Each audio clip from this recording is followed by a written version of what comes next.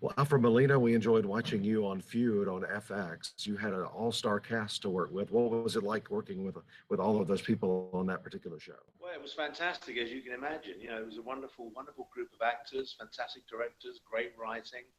You know, there was all of that going on. So it was a no-brainer, really. You know, when you get a chance to work with really, really good people, you know, it's a bit like that old athletes adage about you improve your game by playing with people better than you. That was very much the case here. So it was just a fantastic experience all round. You play Robert Aldrich, the director. After people finished watching the show, what did you hope they knew about him and felt about him? Well, it'd be nice. I think it'd be nice if their curiosity was piqued a little bit, and they might want to go and check out some of Robert's movies. You know, he had a very long career as a film director, not just. I mean, he had a career before whatever happened to Baby Jane, and then that resuscitated his career again, and he went on to make movies well into the 70s and early 80s. In fact, some of his biggest successes were after Baby Jane. Dirty Dozen, um, The Longest Yard, Ulzana's Raid. He even made a thing called The Frisco Kid with a young Harrison Ford and Gene Wilder. You know, so he was his career was very, very lengthy, and he was a real. He made movies in almost every genre. You know, westerns, war movies, comedies, romantic films. You know, action movies. I mean, he kind of covered the gamut. And I think that's because certainly in those days, directors were very much, they were kind of technicians, and they were hands on. You know, that's what they did. They made movies. It was almost like a kind of physical sort of job. And if audiences kind of get curious about him, that'd be wonderful. Well, you have a very emotional arc in the movie because in the episodes because he wasn't at the top of his career when he got approached for this, and then he has to deal with Jack Warner as well as these two battling actresses. What did you think about playing that part of the role? Well, that just made it all the more interesting. You know, I mean, he was nowhere. He was not a two-dimensional character at all. Very often in series like that, you'll have characters that come in and their sole purpose is to sort of convey information or get the plot rolling along. You know, moving on to the next issue.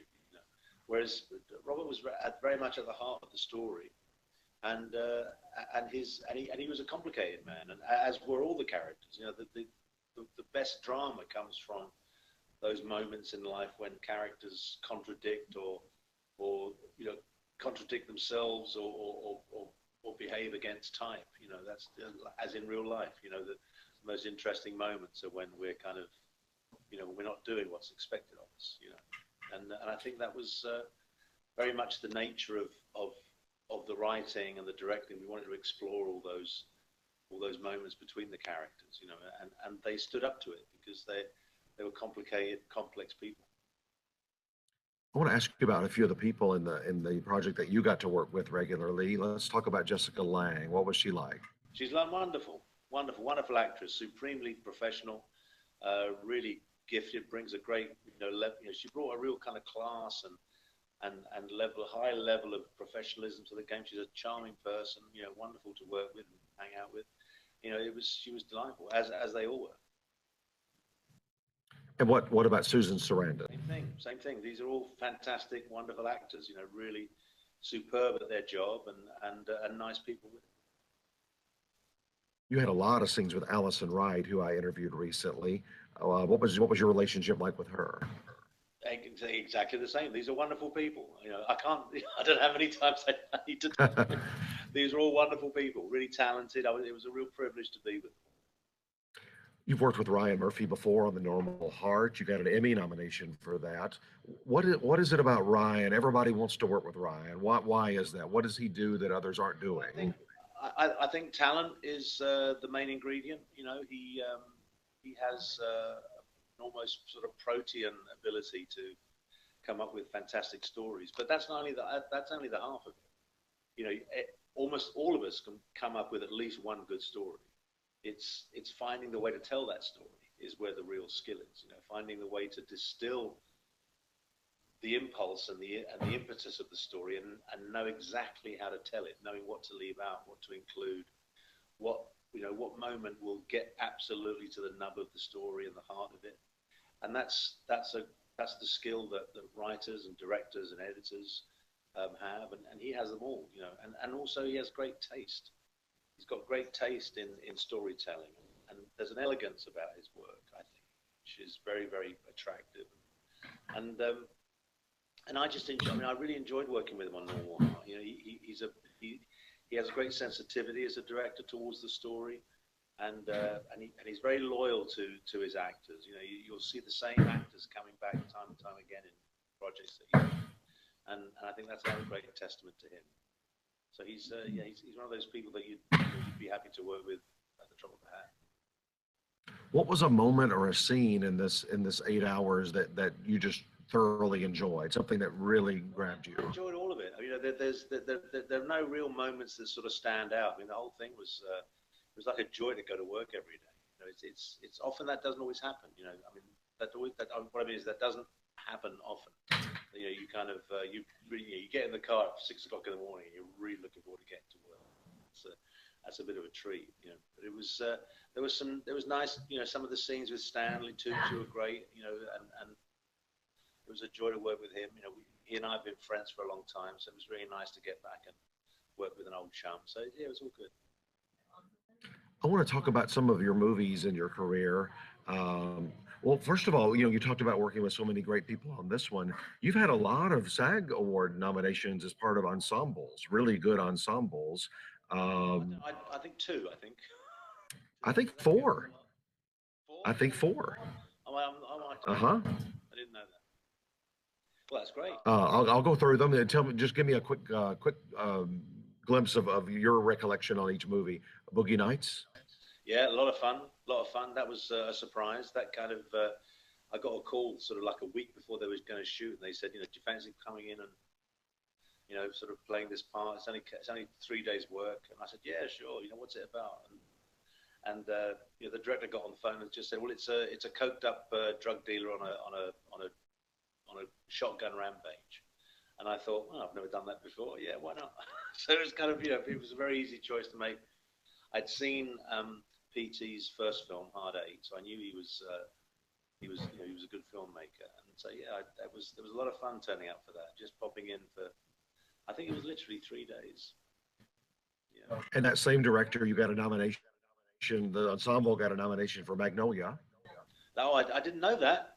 I actually didn't know that. Well, that's great. Yeah, that was again another wonderful experience. It's when you work with people like that, it's very enjoyable to go back and do it again. There's a few directors I've worked with twice, and it's always nice to go back and work again with the same director, because there's a rapport there, and you have like a shorthand, and it makes everything feel very comfortable. Another nomination for An Education. Yeah, same thing. Good movie, and nice people. That was working with a female director who was Lange, who I'd never worked with before. She was fantastic, and she was. I think it was her. I'm not 100% sure about this, but I've got a feeling it was her first film in English. I think. I'm not sure. So don't quote me on that. I may be wrong on that, but so she's not. She wasn't. She hasn't made a habit of working in English.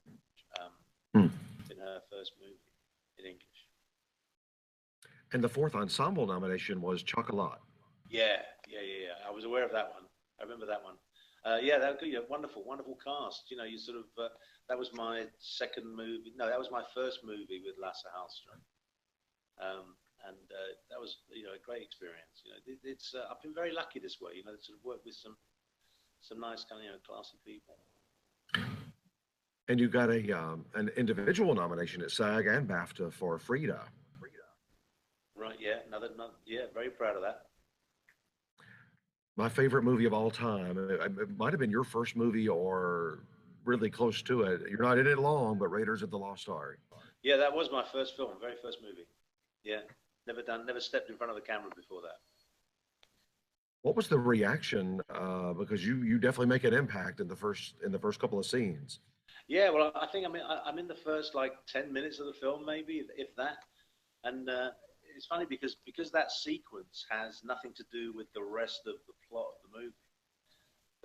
They mined that whole sequence for all the trailers, Mm. and so I was all over the trailers. So it looked, I was getting phone calls from friends saying, "Oh my God, you're all over," and it looked like from the trailer, it looked like the movie was about Harrison Ford and me, because we were all over the place. But it was, but it was it was a great introduction to filmmaking. Like my first movie, working with Harrison Ford in the lead, Steven Spielberg directing. It couldn't, I couldn't believe my luck. It was, and that was pure luck. And it was, there must have been 101 actors who could have played that part just as well, if not better. But I was, I got picked, and it's been. And I've thanked Stephen many, many times, both publicly and privately, because at the time my daughter was about to be born, and we were completely broke. And suddenly this movie comes along, and I got paid. I can't remember how much I got paid, but it was a lot more than I was getting paid in the theatre in London. And I think I got paid for 1 week's work on that movie. It was about the equivalent of like almost maybe 6 months worth of work in the theatre. So I was like, so we were able to have our baby in sort of some relative comfort, So it's always been a very important movie for me, that one. Not just professionally in terms of it being my first film, but personally as well. Well, like I said, that was my favorite of all time. One last question, or a couple of questions. Are you an Oscar voter? I am. Whenever I have an Oscar voter on, I usually like to end the conversation just asking you've been acting a long time in films. When you've got that ballot in front of you, what's kind of going through your mind? What kind of performances really jump out and make you want to vote for them? Well, that's what you vote for. You vote for, I think, the performances that jump out and stay with you, the ones that kind of hit you as being, powerful and unique in some way, and sort of ones that touch you, anything you relate to. And the difficulty is that very often, by the time you get to the point where you're looking at a whole bunch of nominees, that all of them are worthy of an Oscar. The fact that a performance has been recognized to that level to get an Oscar nomination, you just know it's certainly good enough to win an Oscar. You could just stick a pin in it and you'd be right. It's like all, there's a downside to all competitions. The upside is that somebody wins and it's great. The downside to competitions like that is that the people who lose are very often just as would have been just as worthy winners. So it's a very hard choice sometimes. So you have to go. It can no longer be an objective choice. It has to be subjective. It has to be something that hits you personally, something that touches you. And that's the only criteria you have. You can't. It's like comparing oranges and apples. If you love fruit, they're both great. But so in the end, it boils down to what really moved you, what really kind of stayed with you, which performance was the one that you couldn't stop thinking about, for example, or the one that just got under your skin somehow, for the best reasons, and then you sort of go from there. Well, speaking of that, a lot of us feel like you're going to get an Emmy nomination, maybe even a win this summer, because you really moved us in Feud. Well, thank you. I appreciate that. That's very kind of you. Thank you.